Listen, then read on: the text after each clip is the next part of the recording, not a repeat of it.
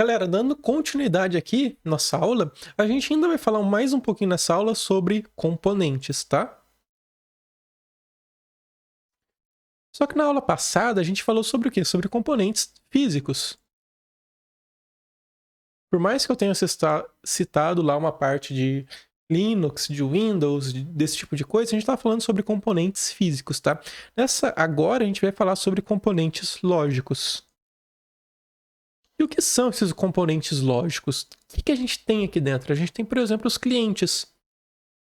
Que por mais que todo cliente... Nossa, ficou muito feio a escrita.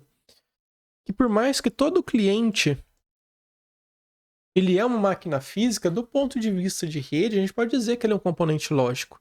Porque não necessariamente um cliente vai ser sempre um cliente, um servidor vai ser sempre um servidor, tá? Mas a gente, então, por isso que eu estou colocando aqui o cliente como um componente físico. E depois do cliente, o que a gente também tem que ter? Se a gente tem um cliente, a gente tem que ter um servidor.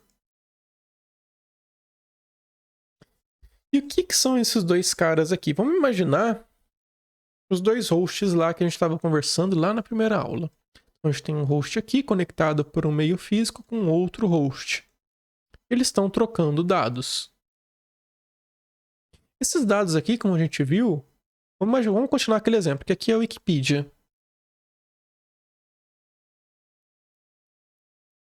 A Wikipedia está do lado do servidor. Então deixa eu apagar esse H de host e vamos passar esse daqui com o nome real dele, que ele é um S de servidor. E o que ele está oferecendo nesse caso da Wikipedia? Ele está oferecendo um serviço de HTTP ou HTTPS.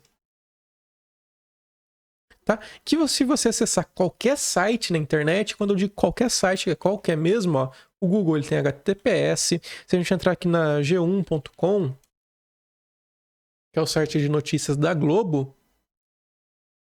tá? g1.com.br, eu não sei qual que é.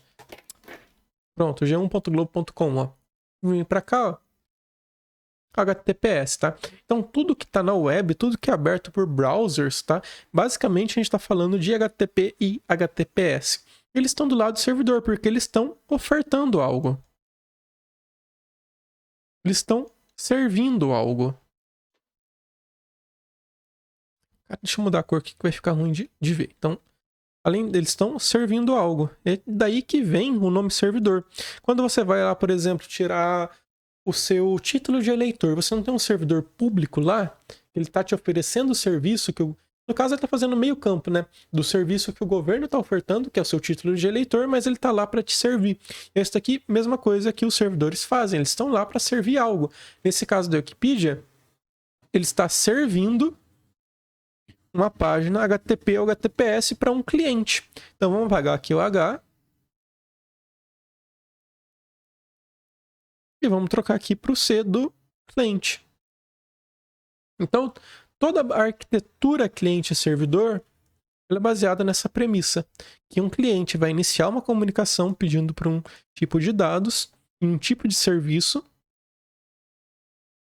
O servidor vai ler essa requisição e, se ele considerar válida, ele vai responder com o serviço.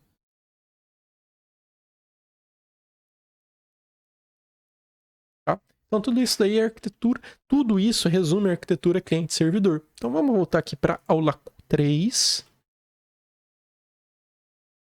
Esse é o slide 1. Então, a gente viu a arquitetura cliente-servidor. O que mais que a gente tem? A gente pode ter também, tá, o peer-to-peer. E o que é o peer-to-peer? É o torrent, por exemplo.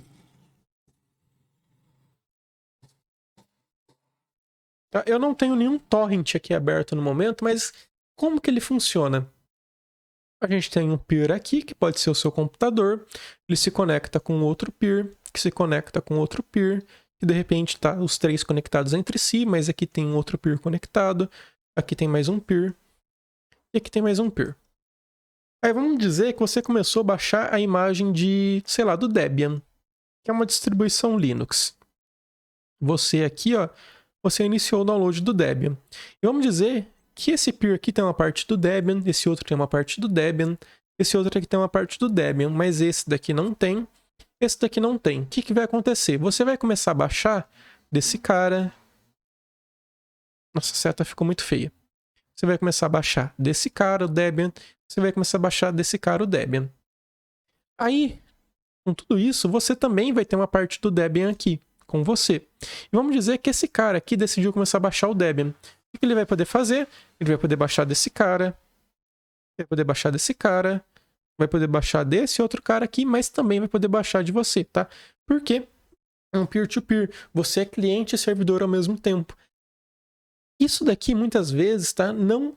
Acredito que hoje já tenha melhorado muito, mas antigamente, quando a gente usava muito torrent, teve essa época, essa febre do torrent, que baixava filme, baixava série, baixava tudo isso e aquilo, que muita gente ligava reclamando que a internet estava lenta. Aí a gente ia ver, era o torrent que estava consumindo todos os dados, tá? Porque ele não estava fazendo download de nada, mas estava enviando dados para outras pessoas que estavam procurando aquilo que ele já tinha baixado. Então a gente também tem isso, peer-to-peer. Então, vamos salvar aqui como 2, porque a gente tem mais coisa para ver. Então a gente já viu o cliente-servidor, a gente já viu o peer-to-peer. Agora a gente tem que ver o que são recursos locais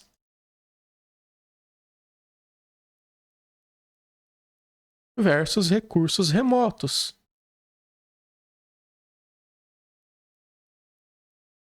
Então, vamos lá, vamos imaginar que aqui a gente tem o meu espaço de trabalho. Então, esse aqui é o meu espaço. Então, estou aqui no meu espaço de trabalho. Ele tem uma conexão com a internet.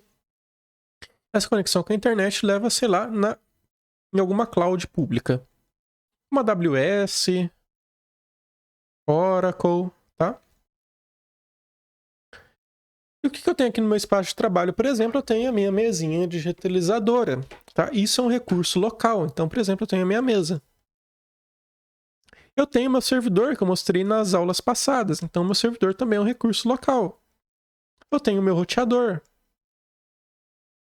O que eu não tenho? Eu não tenho o site da Wikipedia.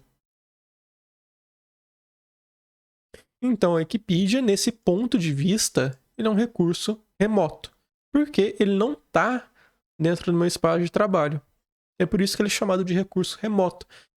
Dentro dessa premissa aqui também, tá? E eu não sei se premissa foi a melhor palavra, porque eu vou usar ela também, então às vezes pode dar uma embaralhada aí, mas dentro desse conceito, a gente também pode ter coisas on-premises